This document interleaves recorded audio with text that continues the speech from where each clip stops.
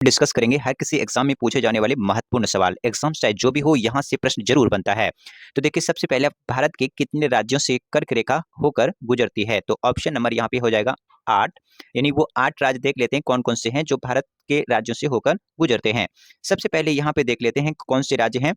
ये है गुजरात। ये आप देख रहे होंगे भारत का मानचित्र है। इसके बीचों बीच से होकर जो रेखा गुजरती है, इसी रेखा को कहते हैं ट्रॉपिक ऑफ कैंसर, या फिर अगर हिंदी में बोले तो कर्क रेखा। ठीक है, तो पेपर में यहां से एक प्रश्न यही बन जाता है कि भारत से बीचों बीच होकर के जो रेखा गुजरती है उस रेखा को क्या कहते हैं? तो ये हो जाएगा कर्क रेखा, या फिर इंग्लिश में इसको कहते हैं ट्रॉपिक ऑफ कैंसर। तो कौन कौन से 8 राज्य हैं वो देख लेते हैं। सबसे पहले यहाँ पे जो राज्य है वो है कौन सा? गुजरात। गुजरात के बाद यहाँ है राजस्थान, ये है मध्य प्रदेश, ये छत्तीसगढ़, ये है झारखंड, वेस्ट बंगाल, त्रिपुरा और मिजोरम। तो यहाँ पे 1 2 3 4 5 6 7 8, यानी कि कुल मिला के कितने राज्य हो गए? तो 8 राज्य, यानी कि 8 राज्य हैं होकर के 8 राज्यों से होकर के कर्क रेखा गुजरती है। इतना ही नहीं, यहाँ पे प्रश्न कई बार ये पूछा जाता है कि कर्क रेखा सबसे ज्यादा यानी कि लंबी किस राज्य से होकर गुजरती है? तो आप याद रखिएगा वो हो जाएगा मध्य प्रदेश। और एक प्रश्न ये भी यहाँ से बनता है कि कर्क रेखा सबसे कम किस राज्य से होकर गुजरती है? तो वो हो जाएगा राजस्थान। तो इस पॉइंट को आप याद रखिएगा, यकीनन हर किसी एग्जाम्स का फेवरेट है और आपको कहीं ना कहीं देखने को जरूर मिलेगा। चलिए अगला प्रश्न देख लेते हैं जो कि महत्वपूर्ण है। क्या प्रश्न है? देखिए कि सौर मंडल में तीसरा ग्रह कहा जाता है, यानी कि सौर मंडल में तीसरा ग्रह कहा जाता है शुक्र। तो यहाँ पे मंगल, पृथ्वी, अरुण। तो हमारा जो आंसर होगा वो हो जाएगा पृथ्वी। चलिए अब देख लेते हैं तीसरा ग्रह ही पृथ्वी क्यों है। तो यहाँ पे जैसे आप देख पा रहे होंगे ये है सूरज। क्या है? ये है सूरज। ठीक है, सूरज से सबसे नजदीक में जो ग्रह है उसको कहते हैं मरकरी, और इसी को हिंदी में कहते हैं बुध ग्रह। यानी कि ये पहला ग्रह हो गया, ये दूसरा, तीसरा, चौथा, पांचवा, छठा, सातवां, आठवां। कुल मिला के यहाँ पे एक प्रश्न और बन जाता है कि सौर मंडल में टोटल कितने ग्रह हैं, यानी कि how many planets in the solar system. तो यहाँ पे कितने हो जाएगा? 8 हो जाएगा। ठीक है, सबसे यहाँ पे जो फर्स्ट है मरकरी है, यानी कि बुध है। उसके बाद शुक्र है दूसरा ग्रह, जिसे कहते हैं क्या? Venus, Earth, Mars, Jupiter, Saturn, Uranus, Neptune. तो आप यहां ध्यान रखिएगा कि अगर आपसे पूछा जाए सूर्य का सबसे नजदीक ग्रह कौन सा है, तो हो जाएगा मरकरी, यानी कि बुध हो जाएगा। इसके अलावा आपसे यहाँ पे एक प्रश्न ये भी बनता है कि सबसे छोटा ग्रह कौन सा है, तो हो जाएगा मरकरी, जो कि सबसे छोटा ग्रह भी है और सूरज से सबसे नजदीक ग्रह भी है। लेकिन यहाँ पे सच की बात ये होती है कि सूर्य से नजदीक होते हुए भी ये गर्म ग्रह नहीं है। तो गर्म ग्रह कौन सा है? तो वो हो जाएगा वीनस, यानी कि शुक्र ग्रह। शुक्र ग्रह यानी कि शुक्र ग्रह ही गर्म ग्रह है। यहाँ पे एक प्रश्न और ये भी बनता है कि किस ग्रह को मॉर्निंग स्टार और इवनिंग स्टार के नाम से जाना जाता है, यानी कि भोर का तारा और सांझ का तारा। तो वो भी आंसर हो जाएगा वीनस। ठीक है, तो देखिए यहाँ पे तीसरा ग्रह कौन सा है? तीसरा ग्रह हो जाएगा हमारा अर्थ। यही यहाँ पे आपके प्रश्न में पूछा गया था कि सौर मंडल में तीसरा ग्रह कौन सा था, तो अभी हमने देखा वो कौन सा हो जाएगा? पृथ्वी हो जाएगा। ठीक है, चलिए आगे यहाँ पे और देख लेते हैं। तो ये सारे आप यहाँ पे, हाँ एक और यहाँ पे प्रश्न ये बनता है। क्या प्रश्न बनता है जरा देखते हैं कि कौन से दो ग्रह के बीच में, कौन से दो ग्रह के बीच में एस्ट्रॉयड बेल्ट पाया जाता है? क्या? Asteroid belt. क्या? Asteroid belt. तो यहाँ पे देखिए जुपिटर और मार्स, यानी कि बृहस्पति और मंगल के बीच में जो ये छोटे छोटे यहाँ पे देख रहे हैं, ये छोटे छोटे पत्थर की टुकड़े होते हैं और यही क्या है? सूरज के चक्कर काटते हैं और इसी को क्या बोलते हैं? एस्ट्रॉयड बेल्ट बोला जाता है। ठीक है, चलिए और यहाँ पे ये प्रश्न जरूर बनता है, तो इस पॉइंट को आप ध्यान रखिएगा। ठीक है, और यहाँ पे इस 8 ग्रह में, टोटल 8 ग्रह में सिर्फ और सिर्फ पृथ्वी पर ही ह्यूमन बींग सरवाइव करता है, यानी कि बाकी और किसी ग्रह पे मानव नहीं रहता है, सिर्फ कहाँ पर? पृथ्वी पर। ठीक है, तो इस पॉइंट को आप ध्यान रखिएगा। चलिए अगला प्रश्न देख लेते हैं और क्या पूछा है। तो अगला प्रश्न ये भी बहुत फेवरेट है और हर किसी एग्जाम का है। कह रहे कि देखिए भारत एक बड़ा देश है, यह पृथ्वी का कितना प्रतिशत भाग घेरता है? तो यहाँ पे जो हमारा आंसर होगा वो 2.4% होगा। यानी कहने का मतलब ये है कि जैसे आपने देखा क्या? अर्थ यानी कि पृथ्वी, पृथ्वी पे आप जानते हैं सबसे ज्यादा क्या है? पानी है। यहाँ पर कई बार ये भी प्रश्न पूछ लिया जाता है कि पृथ्वी पर कितना प्रतिशत पानी है और कितना प्रतिशत जल है। तो यहाँ पे देखिए पृथ्वी का 2/3 यानी कि 2/3 जो है क्या है? वाटर है। 2/3 को अगर हम परसेंटेज में यानी कि प्रतिशत में बात करें तो लगभग 71% क्या है? धरती के ऊपर पानी है। बाकी जो 29% है ये है लैंड है। अब उस 29% में भारत के पास जो मिट्टी है वो कितने हैं? 2.4% मिट्टी है। ठीक है, और इसको विस्तार से हम देखते हैं। तो यहाँ पे जैसे आप देख पा रहे होंगे, जो India is the 7th largest country of the world, यानी कि एरिया में यदि हम क्षेत्रफल की दृष्टि से बात करें तो भारत जो है 7वां सबसे बड़ा देश है, किसमें? क्षेत्रफल के आधार पर। इंडिया अकाउंट, कई बार पूछा जाता है कि भारत कितने नंबर पे है क्षेत्रफल की दृष्टि से, तो वो हो जाएगा 7वां। पूछेगा 1 नंबर पे कौन है, तो रसिया है। ठीक है, इसको ध्यान रखिएगा। Accounts for 2.4% of the total world, यानी कि विश्व की बात करें तो 2.4% है। According to ministry of home affairs government of India, area of India is, देखिए अब भारत का, देखिए होम मिनिस्ट्री ने जो जारी किया है उसके अनुसार भारत का क्षेत्रफल इन्होंने बताया कितना है, 32,87,469 स्क्वायर किलोमीटर। ये याद रखिएगा, ये गवर्नमेंट, यहाँ पे देखिए ministry of home affairs government of India, area of India, उनके government of government of India के अनुसार, ठीक है, तो 32,87,469 किलोमीटर है। लेकिन आप एनसीईआरटी के अकॉर्डिंग आप जब देखेंगे तो भारत का जो क्षेत्रफल है वो है 32,87,263 किलोमीटर स्क्वायर। इस पॉइंट को दोनों ध्यान रखिएगा। ठीक है, चलिए अब आगे देख लेते हैं और कौन सा क्वेश्चन है जो कि महत्वपूर्ण है। चलिए अगला यहाँ पे देखते हैं। अगला यहाँ पे ये प्रश्न है, भारत की मानक समय, यानी कि मानक समय को याद रखिएगा यामोत्तर भी रेखा कहा जाता है। कई बार पेपर में ये पूछ लिया जाता है मानक समय, कई बार पूछ लिया जाता है यामोत्तर, तो इन दोनों पॉइंट को ध्यान रखिएगा। तो यहाँ पे देखिए 82.5 डिग्री पूर्व, तो यहाँ आंसर हमारा पहला ही हो जाएगा 82.5 डिग्री पूर्व यानी कि देशांतर। अब हम देख लेते हैं इसको मैप में कि 82.5 डिग्री पूर्व यानी देशांतर होता क्या है। तो जैसे यहाँ पे आप देख पा रहे होंगे, ये है इंडिया का मैप यानी कि भारत का मानचित्र। अगर हम यहाँ पे बात करें तो ये वाला देखिए क्या है, आप अगर ऐसे देखेंगे तो ये है पूरब यानी कि ईस्ट, ये है पश्चिम यानी कि वेस्ट, और ये है नॉर्थ यानी कि उत्तर, और ये है साउथ यानी कि दक्षिण। तो अगर हम यहाँ पे बात करें क्या कि पश्चिम से पूरब कितने डिग्री है, तो यहाँ पे 68 डिग्री 7 मिनट से लेकर के 97 डिग्री 25 मिनट तक है। और इसके अलावा यहाँ पे नॉर्थ की बात करें तो 37 डिग्री 6 मिनट, और यहाँ पे अगर साउथ की बात करें तो 8 डिग्री 4 मिनट। कई बार पेपर में यही पूछ लिया जाता है, क्या पूछ लिया जाता है कि 8 डिग्री 4 मिनट यानी कि भारत का जो यहाँ पे देशांतर है और अक्षांश है वो कितने डिग्री पर है। तो यहाँ पे देखिए साउथ में यानी कि दक्षिण में 8 डिग्री 4 मिनट, और नॉर्थ यानी उत्तर में 37 डिग्री 6 मिनट, पूरब में 97 डिग्री 25 मिनट, और यहाँ पे 68 डिग्री 7 मिनट। और इसके अलावा यहाँ पे एक प्रश्न और भी महत्वपूर्ण है, क्या कि देखिए ऊपर यानी कि नॉर्थ से साउथ तक की जो भारत की दूरी है वो है 32 यानी कि 3,214 किलोमीटर। कितने हैं? 3,214 किलोमीटर। और अगर हम यहाँ से पश्चिम से पूरब की बात करें, पश्चिम से पूरब की बात करें तो 2,933 किलोमीटर। कितना? 2,933 किलोमीटर। इस पॉइंट को ध्यान रखिएगा, कई बार इस प्रश्न को पेपर में एग्जाम में पूछा गया है। अगला प्रश्न देख लेते हैं जो कि ये भी बहुत महत्वपूर्ण है। निम्न में से ग्रहों का कौन सा संयोजन गैसीय ग्रह कहलाता है? आप सभी जानते हैं कि सौर मंडल में टोटल 8 ग्रह हैं, जिसमें कि 4 जो ग्रह हैं वो गैसीय ग्रह हैं, यानी कि गैसेस से बने हुए हैं। बाकी जो 4 ग्रह हैं वो रॉक एंड लैंड यानी कि मिट्टी और चट्टानों से बने हुए हैं। तो वही पूछा है कि कौन कौन से इसमें से जो है गैसीय ग्रह हैं। ठीक है, तो यहाँ पे देखिए सबसे पहला जो है मंगल ग्रह गैसीय ग्रह नहीं है, तो यहाँ पे जहाँ जहाँ मंगल है वो काट दीजिए। तो ऑप्शन नंबर हमारा डायरेक्ट यहाँ एलिमिनेशन मेथड से हम यहाँ पे फर्स्ट नंबर पे पहुंच चुके हैं। ठीक है, जो बृहस्पति, शनि, यूरेनस, वरुण जो है ये गैसीय ग्रह है, और इसी चारों ग्रह को बाह्य ग्रह के नाम से जाना जाता है। अब इसको और थोड़ा हम विस्तार से जान लेते हैं। देखिए यहाँ पे जो आप देख रहे हैं क्या, ये सूरज है, ये एस्ट्रॉइड बेल्ट है।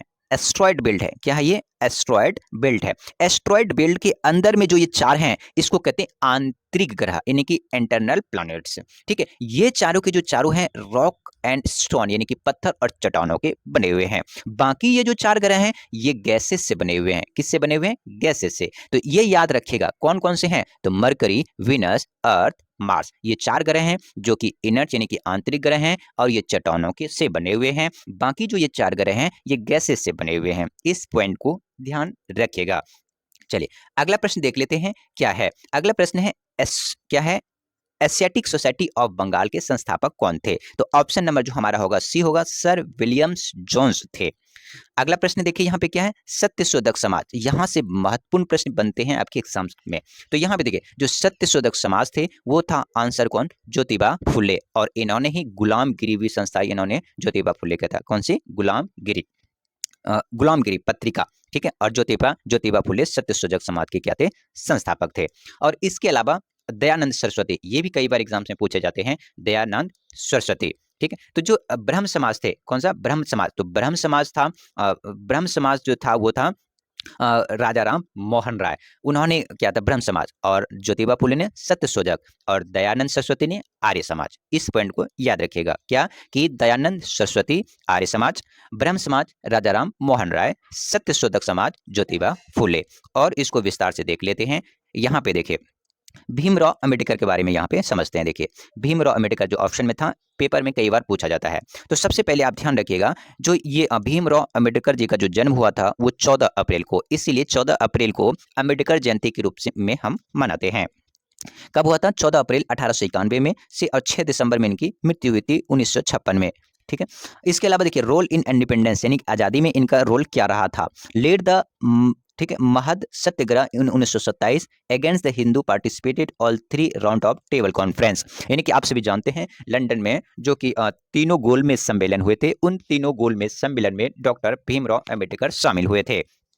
इसके अलावा मेकिंग कॉन्स्टिट्यूशन में इनका क्या रोल रहा था, यानी कि भारत का जो संविधान निर्माण हो रहा था उसमें इसकी क्या भूमिका रही थी वो देख लेते हैं। तो chairman of the drafting committee, paper में कई बार ये क्वेश्चन पूछा गया है कि ड्राफ्टिंग कमेटी के चेयरमैन कौन थे, तो वो थे doctor Bhimrao Ambedkar. Refer to the article 32 soul of the constitution, इन्होंने ही कहा कि जो भारत का जो संविधान का अनुच्छेद 32 है वो भारत का कॉन्स्टिट्यूशन का यानी कि संविधान का आत्मा है, and very heart of it.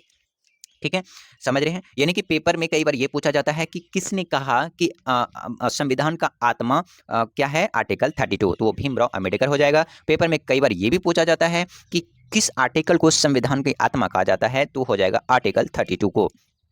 इसके अलावा पोस्ट इंडिपेंडेंट इंडिया, जैसे भारत क्या हुआ, स्वतंत्र हुआ, तो उसके बाद जो फर्स्ट लॉ मिनिस्टर यानी कि भारत का पहला कानून मंत्री इन्हीं को बनाया गया था। इसके अलावा देखिए कन्वर्सेशन टू बुद्धिज्म 1956 अंबेडकर इतना ये इंपॉर्टेंट वैसे नहीं है, तो यहाँ पे देखिए हाँ ये पेपर में पूछा जाता है अनहिलेशन ऑफ कास्ट, तो क्या है इसकी ही राइटिंग है अनहिलेशन ऑफ कास्ट, द अनटचेबल्स। इसके अलावा मूक नायक पत्रिका इन्हीं के हैं, एंड बहिष्कृत भारत और समता, ये पॉइंट याद रखिएगा कई बार एग्जाम्स में पूछे जाते हैं। उसके बाद देखिए बहिष्कृत हितकर्मी सभा इन्होंने ही फाउंड किया था, इंडिपेंडेंस लेबर पार्टी इन्होंने ही बनाया था 1936 में, शेड्यूल कास्ट फेडरेशन इन्होंने क्या 1942 में। उसके अलावा इन्हें भारत रत्न से भी सम्मानित किया गया है। पेपर में कई बार यहाँ से पूछा जाता है कि इनको भारत रत्न कब मिला था, तो वो हुआ 1991 ईस्वी में, इनकी मरने उपरांत इन्हें भारत रत्न से सम्मानित किया गया था।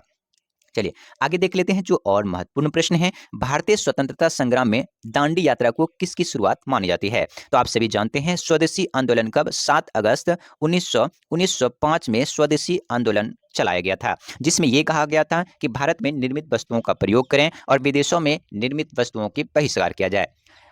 उसके अलावा होम रूल आंदोलन, ये 1916 में होम रूल लिख के यानी कि होम रूल चलाया गया था। भारत छोड़ो आंदोलन की बात करें तो 1942 में, सविनय अवज्ञा आंदोलन की बात करें तो 1930 में। तो यहाँ पूछा है भारतीय स्वतंत्रता संग्राम में दांडी यात्रा को किसकी शुरुआत मानी जाती है? तो आप सभी जानते हैं जो दांडी यात्रा की शुरुआत है वो 1930 में है, यानी कि सविनय अवज्ञा आंदोलन हुआ था, और यहीं से ऑप्शन नंबर हमारा डी हो जाएगा। चलिए अगला और देख लेते हैं। यहाँ पे देखिए अभी मैंने आपको जैसे बताया गुलाम गिरी नामक पुस्तक यानी कि कृति यानी कि पुस्तक है, इनमें से किसने लिखी है, तो वो हो जाएगा ज्योतिबा फुले। अगला प्रश्न है जो कि महत्वपूर्ण है, यहाँ पे देखिए राजा राम मोहन राय के बारे में थोड़ा जान लेते हैं, पेपर में बहुत पूछता है। Wanted girls to get educated not get married early, यानी कि राजा राम मोहन का कहना था कि जो लड़कियां हैं उनको शिक्षा दी जाए, ना कि उसको जल्दी शादी किया करा दिया जाए, पेपर में पूछता है।